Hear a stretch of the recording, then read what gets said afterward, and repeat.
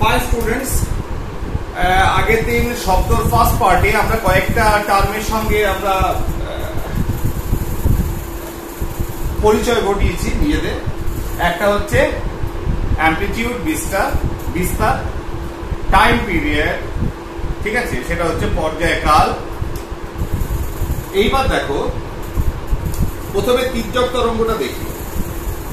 তির্যক তরঙ্গ, এখানে একটা তরঙ্গ ফর্ম করেছে, যেটা আগের দিনও বলেছি, ডিসপ্লেসমেন্ট অফ মলিকুলস, অণুগুলো উপর নিচে কাঁপছে এবং তরঙ্গটা সামনের দিকে এগিয়ে যাচ্ছে, যেটা হচ্ছে তির্যক তরঙ্গ।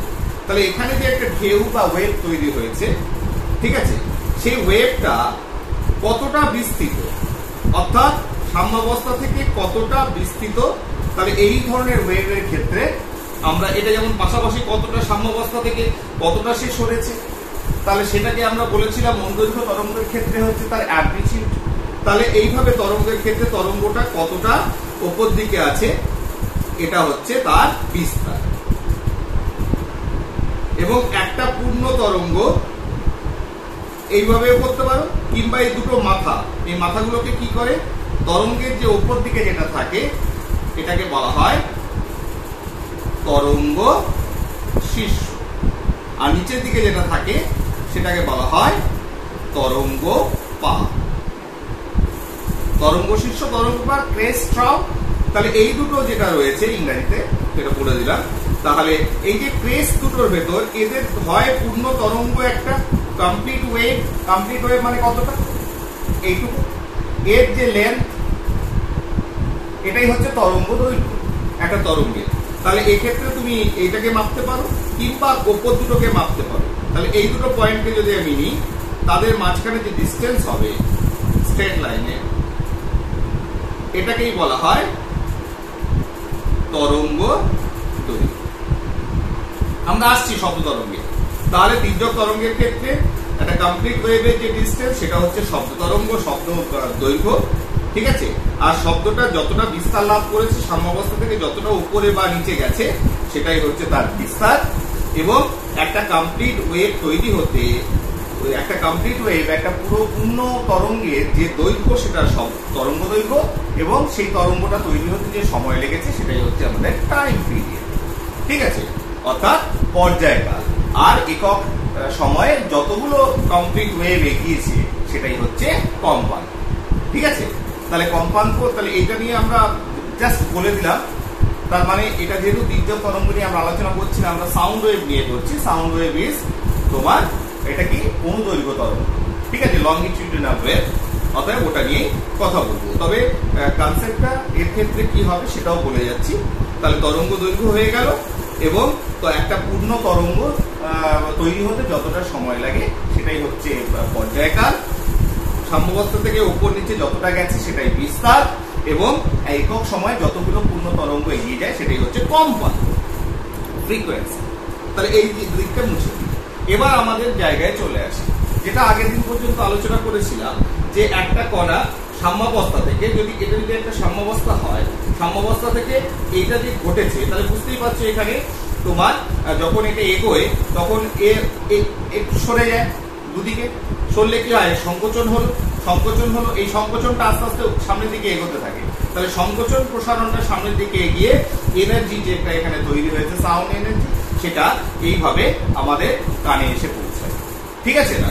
এবার আমরা যেটা ডেফিনিশন আগের দিন দিয়েছিলাম সেটাই যদি বলি, যে একটা যদি সাম্যাবস্থা থাকে যতটা এগিয়েছে, যদি এতটা এগিয়ে থাকে, তাহলে এটাই হচ্ছে বিস্তার। ক্লিয়ার? যতটা দুদিকে সাম্যাবস্থার যে বিন্দু যেখানে ছিল, সেখান থেকে যতটা সে নড়েছে, সেটাই হচ্ছে বিস্তার, ঠিক।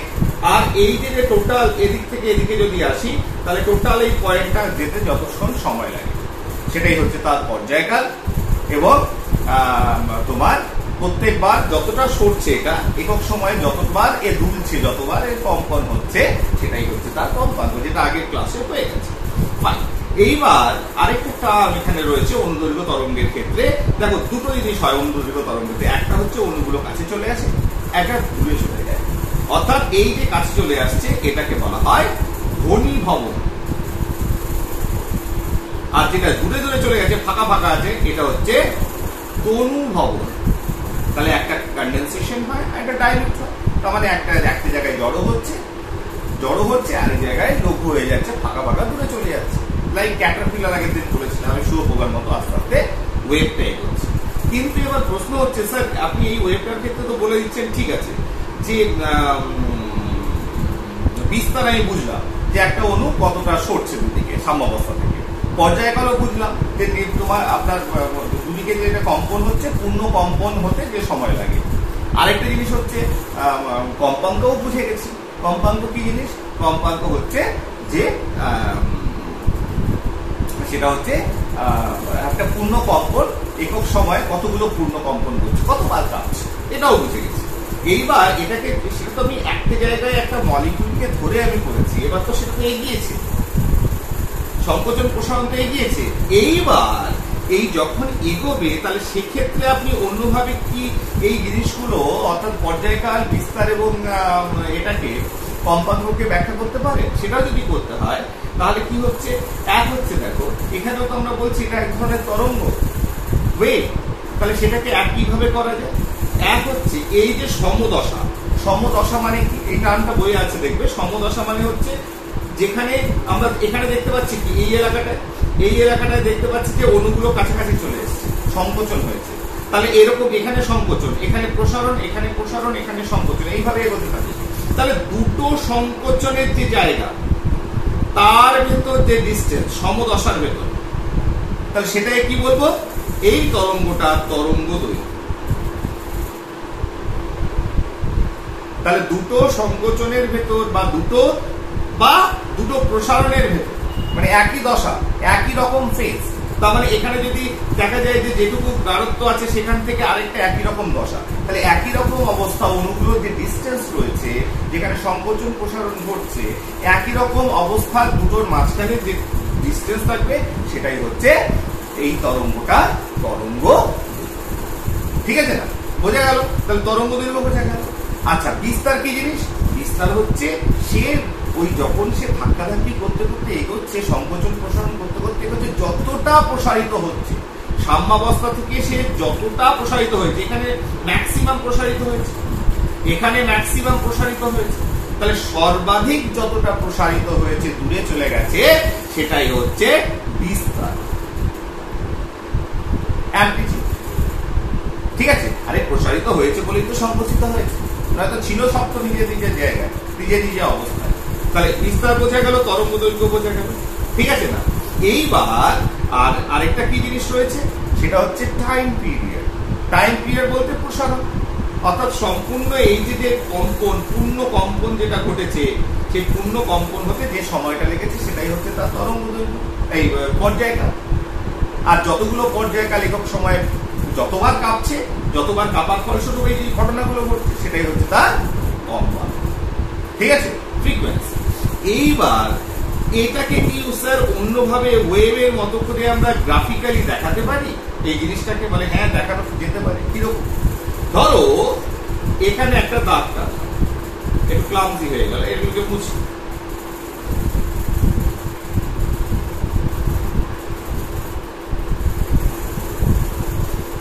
মাঝামাঝি একটা দাগ টানলাম, দেখো গ্রাফিক্যালি এটাই কিভাবে দেখাচ্ছে। এইবার এদিকে একটা টানলাম গ্রাফে, তাই পাশাপাশিটা এটা কি হচ্ছে? এটা হচ্ছে অণুর সরণ, পাশাপাশি কি হচ্ছে? অণুর সরণ। ঠিক আছে না? আর এদিকটা কি হচ্ছে? ইকুইলিব্রিয়াম পজিশন থেকে অণুর সরণ কতটা হয়েছে, বা এদিকটা করি অণুর সরণ বেটার হবে। এদিকটা গ্রাফের এদিকটা হচ্ছে অণুর সরণ, অণু কতটা সরেছে। তাহলে দেখো এখানে মিনিমাম সরেছে, অণুগুলো কাছাকাছি আছে। এবার সরণ এইখানে সব থেকে বেশি,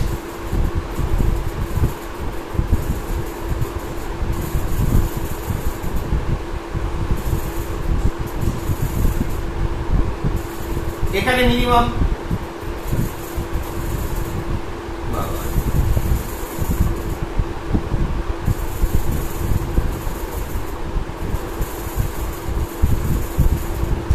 ঠিক আছে? এরকম যদি একটা ভাবি, ঠিক, তাহলে এরকম যদি একটা ভাবা যায়, তাহলে কি হচ্ছে? তোমার ওয়েভটা, তাহলে এইভাবে আমরা গ্রাফিক্যালি ভাবতে পারি ব্যাপারটাকে। যদি এরকম ভাবে হয় না, কিন্তু গ্রাফ প্লট করে এরকম যদি আমি ডিসপ্লেসমেন্ট অফ আয়নটাকে ভাবি, তাহলে কিরকম ঘটনা ঘটবে তাও।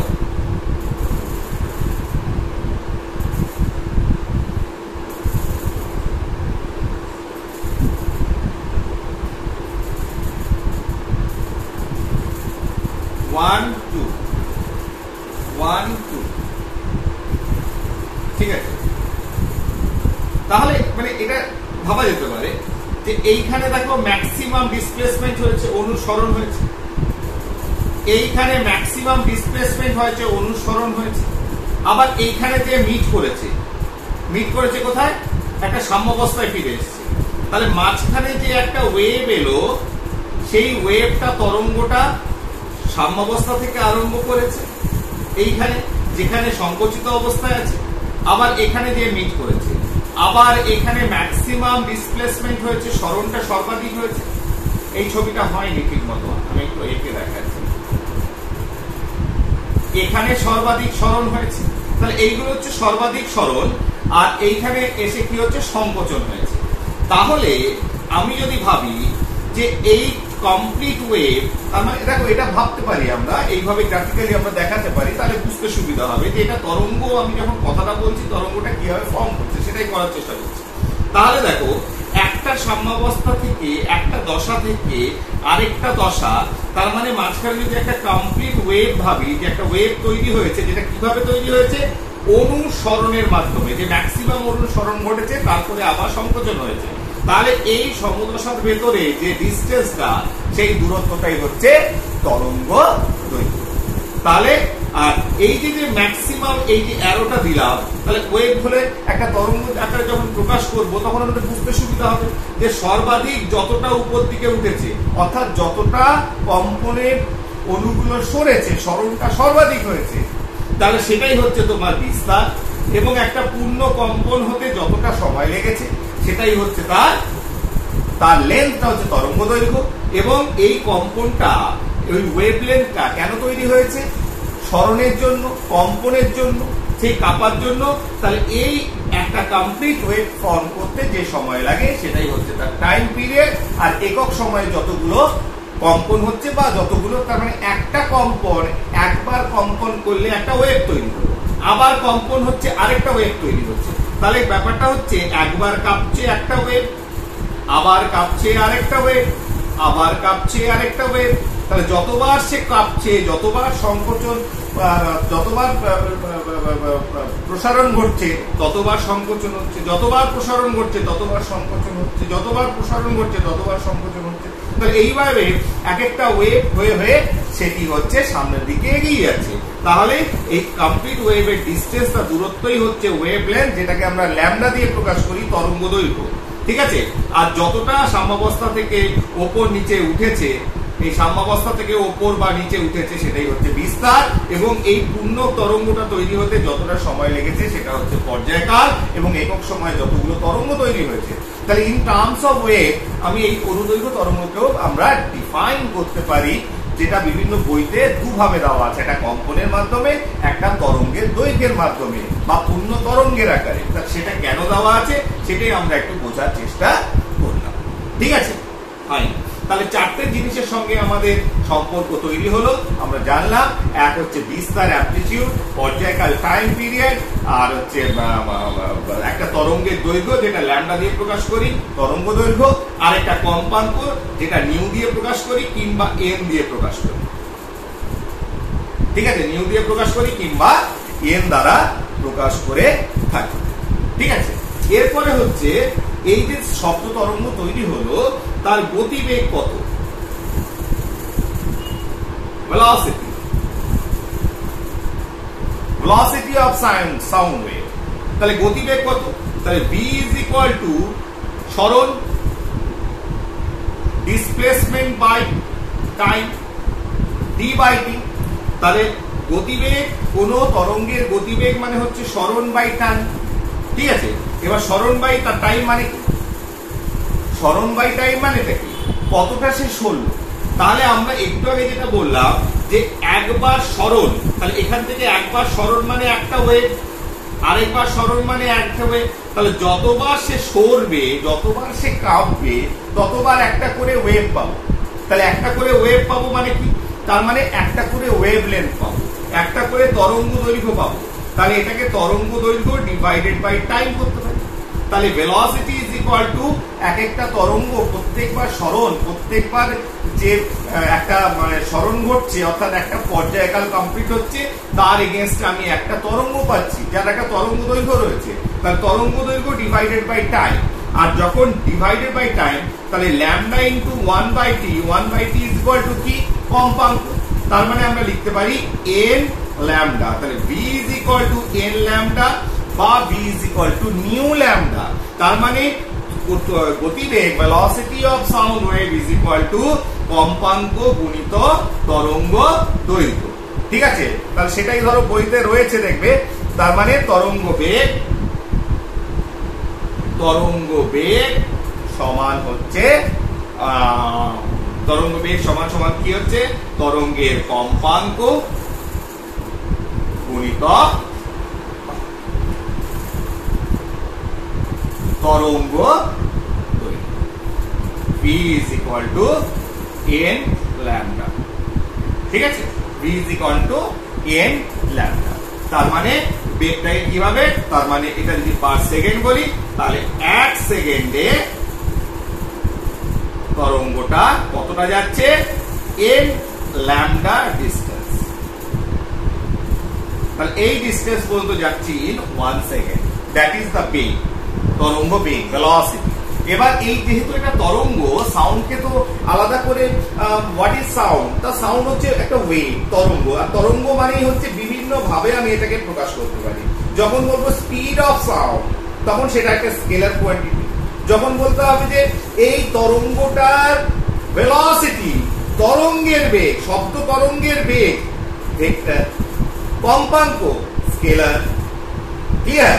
তাহলে ফ্রিকোয়েন্সি বা কম্পাঙ্ক, তারপরে ওয়েভলেন্থ অর্থাৎ তরঙ্গ দৈর্ঘ্য স্কেলার।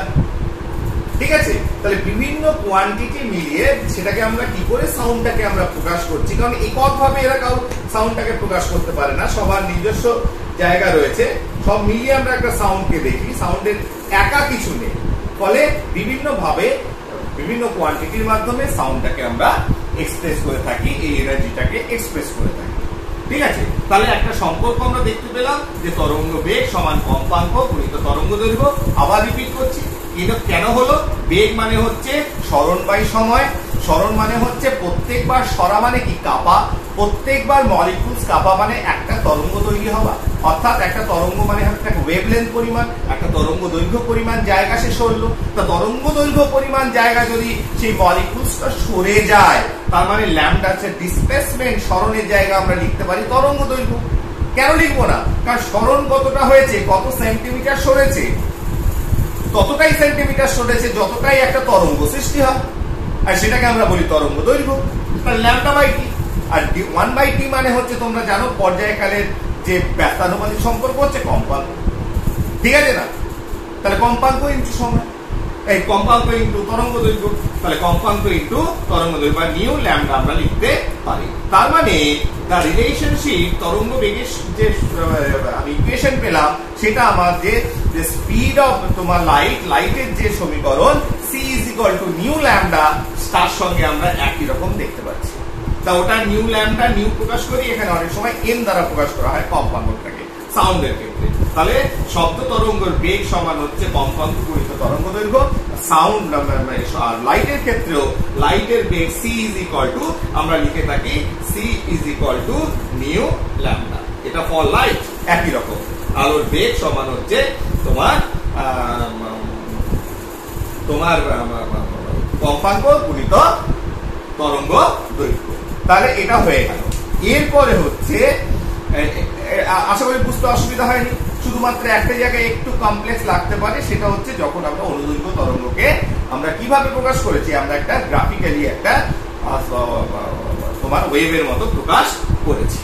ঠিক আছে? যদি বুঝতে না পারো আরেকবার বলে দিই, তার মানে এটাকেই আমরা প্রকাশ করেছি। আমি যদি সাম্যাবস্থা, এটা একটা সাম্যাবস্থা রয়েছে, এটা হচ্ছে অণু ডিসপ্লেসমেন্ট, তার সাম্যাবস্থা থেকে আরেকটা, ধরো মাঝখানে একটা ওয়েভ পেলাম, দুটো দশা একই, দুটো কম্প্রেস হয়ে আছে, আবার একটা ওয়েভ যে আবার সেটা কম্প্রেস হয়ে থাকলো, এখানে ঘনীভূত হয়ে আছে, এখানে ঘনীভূত হয়ে আছে, আর এখানে মলিকুলস গুলো আলাদা হয়ে আছে।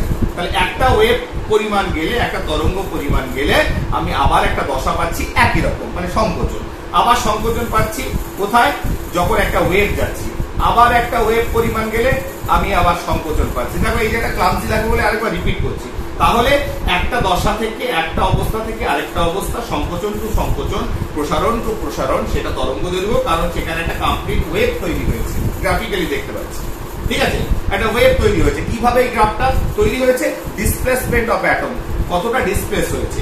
তাহলে এটা সর্বাধিক যতটা সরণ ঘটেছে, যতটা সরে গেছে মলিকুলস গুলো কম্পনের জন্য, সেটাই হচ্ছে তার বিস্তার।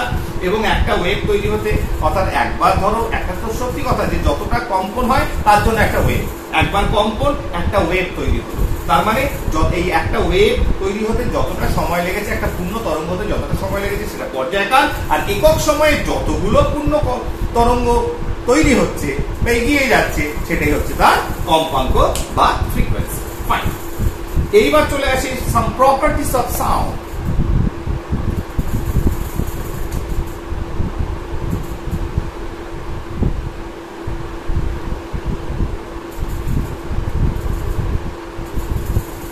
তাহলে এক নম্বর হচ্ছে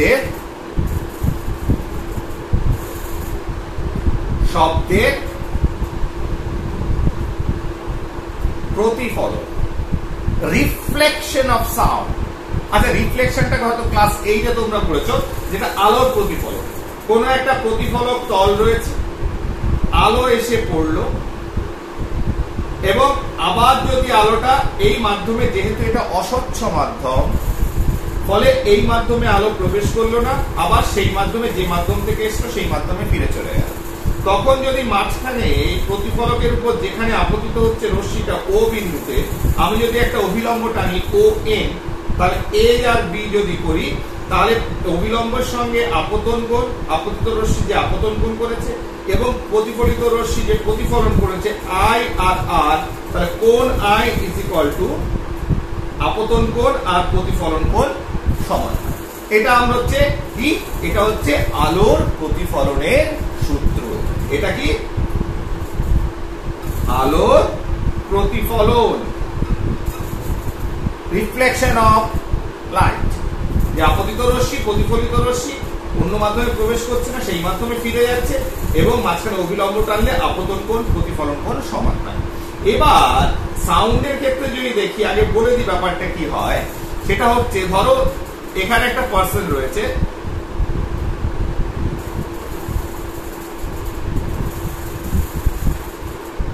এখানে একটা পার্সন রয়েছে তল। এবার এ যদি কথা বলে, সাউন্ডটা অ্যাকচুয়ালি এইভাবে যায়, একদম পরিষ্কার আগে বলে দিই। তাহলে এটা তো সোজা ভাবে লিখলাম কেন? অ্যাকচুয়ালি এটা তো ওয়েভ। তাহলে এটা যদি ওয়েভ আকারে বলি, এখানে প্রতিফলকে লেগে এইভাবে যায়।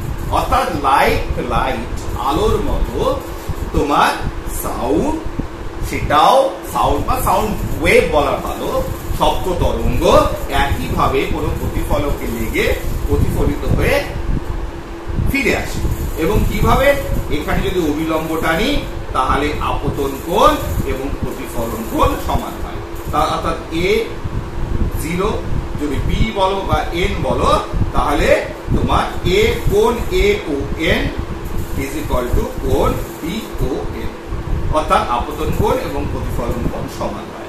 অর্থাৎ আলোর যে প্রতিফলন, একই রকম ভাবে সাউন্ড ওয়েভ অর্থাৎ শব্দ তরঙ্গের প্রতিফলন একই নিয়ম মেনে চলে। অর্থাৎ এ এখান থেকে যদি শব্দ করে, তাহলে ডাইরেক্ট একটা তো যাচ্ছে, কিন্তু আলটিমেটলি এখানে প্রতিফলিত হয়ে যখন যাবে, ঠিক আপতন কোণ যে কোণে আপতিত হয়েছে, প্রতিফলিত রশ্মি কিন্তু একই কোণে যাবে। ঠিক আছে, এবার কি করবে? এই এক্সপেরিমেন্টটা থেকে আমরা কি করে বুঝলাম যে এটা পসিবল? এই এক্সপেরিমেন্টটা থেকে বোঝা যাবে? বলে না, বোঝা যাবে না। কেন বোঝা যাবে না? কারণ শব্দ যেমন এখানেও যাচ্ছে, তেমনি শব্দ এখানেও যাবে। অতএব এখান থেকে এলো না এখান থেকে এলো, অতএব আমি যদি এখান থেকে আওয়াজ করি মাটির দিকে, সে কিন্তু কানে সরাসরি শব্দ শুনতে পাবে, কেননা শব্দ তো চারিদিকে ছড়িয়ে গেছে, অনুদৈর্ঘ্য তরঙ্গ রূপে চারিদিকে ছড়িয়ে গেছে।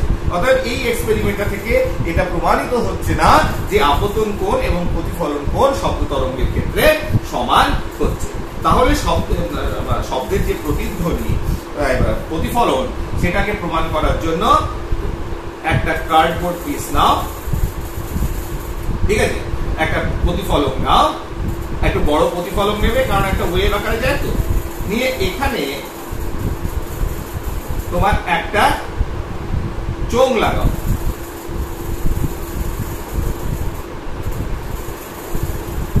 চোঙ, ফাঁপা চোঙ, ঠিক, এখানে একটা ঘড়ি দাও, কোন ঘড়িগুলো? যেগুলো টিক টিক টিক টিক করে আওয়াজ হয়। আবার এখানে আরেকটা চোঙ রাখো,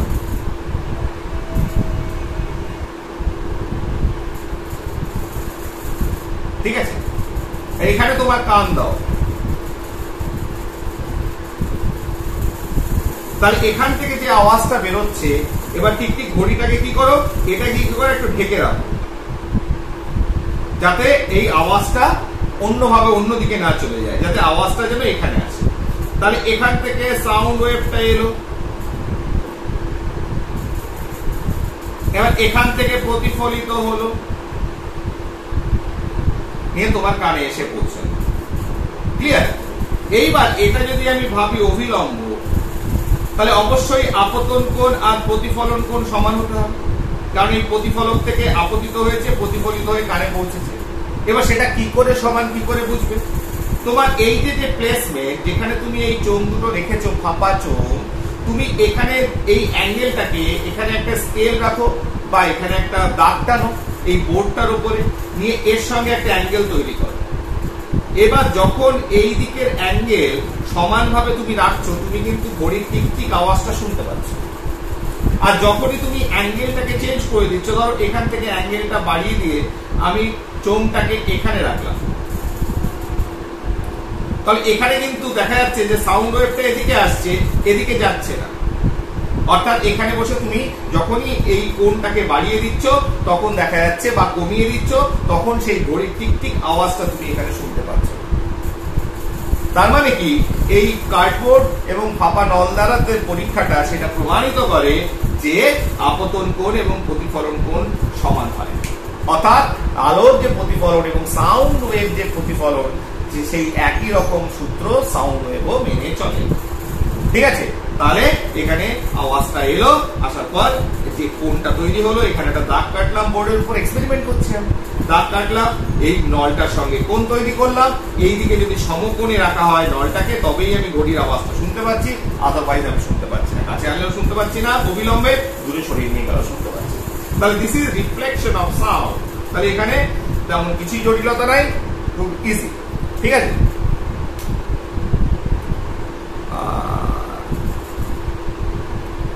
আচ্ছা, এবার দেখো 2 নম্বর হচ্ছে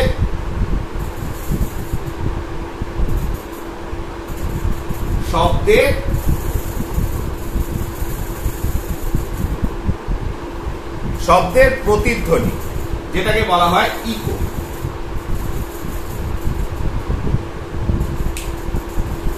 ইকোটা কি জিনিস? প্রতিধ্বনি তোমরা সবাই এই টার্মটার সঙ্গে সবাই পরিচিত।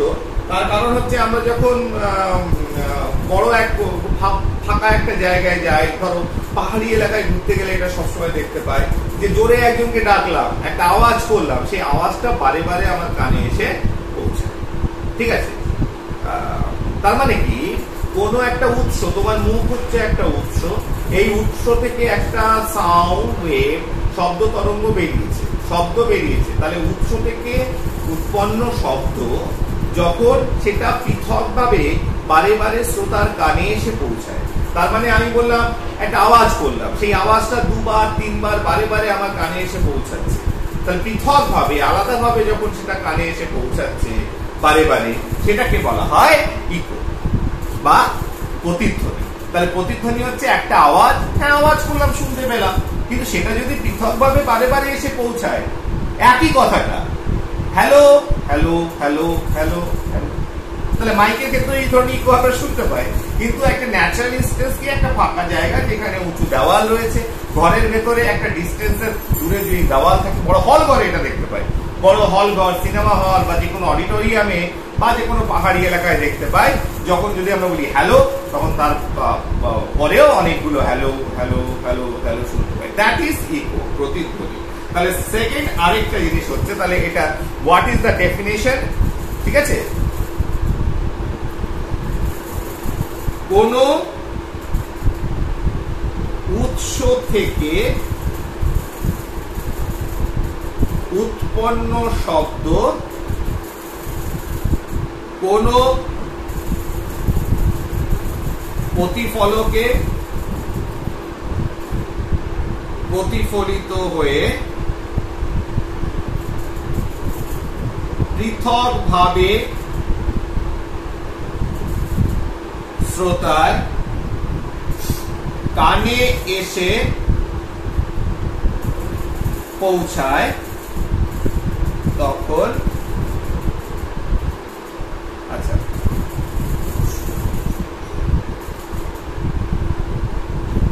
এই ঘটনাকে শব্দে প্রতিধ্বনি। তাহলে ইকো বা প্রতিধ্বনি কি? কোন উৎস থেকে হ্যালো কোন প্রতিফলকে প্রতিফলিত হয়ে তোমার শ্রোতার কানে এসে পৌঁছাচ্ছে, তখন তাকে বলা হচ্ছে কিভাবে পৃথকভাবে, আলাদা হয়ে।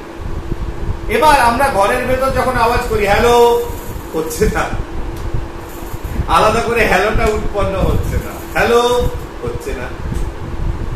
ওয়ান, নো ওয়ান, ওয়ানের পর আর ওয়ান আসেনি, হ্যালোর পর আর হ্যালো আসছে না। তার মানে এখানে তো দেওয়াল আছে চারিদিকে, এই রুমের ভেতরে প্রতিফলক রয়েছে, তাহলে হচ্ছে না কেন? তাহলে নিশ্চয়ই দেয়ার ইজ সার্টেন কন্ডিশন, কিছু একটা কন্ডিশন আছে। একটা শব্দকে পৃথকভাবে আবার শুনতে হলে একটা কন্ডিশন রয়েছে। What is that? সেটাই আমরা পড়বো।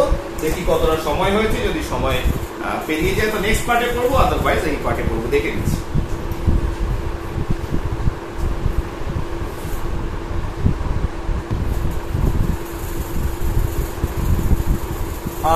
স্টুডেন্টস, ভেবেছিলাম যে ইকোটা আজকে শেষ করব, যে আমি দেওয়ালে এখানে আওয়াজ করছি, কেন ইকো হচ্ছে না, কেন প্রতিধ্বনি হচ্ছে না, আলাদা করে আমি শুনতে পাচ্ছি না, ঠিক আছে, শেষ করবো, কিন্তু হবে না। শ্রুতি নির্বন্ধ, ঠিক আছে, সেটাকে বলতে হবে, এবং একটা ছোট ক্যালকুলেশন আছে ইজি, সেটা করতে হবে। এটা একটু সময় লাগবে, যেহেতু 32 মিনিট হয়ে গেছে, আমি আর এই পার্টটাকে বাড়াতে চাইছি না, কারণ আমার টার্গেটই আছে যে হয়ে যায় অনেক সময় যে আধ ঘন্টা থেকে 40 minute, half an hour, 30 minutes to 40 minutes একটা পার্টকে রাখা। নেক্সট পার্টে আমরা আলোচনা করবো। Thank you.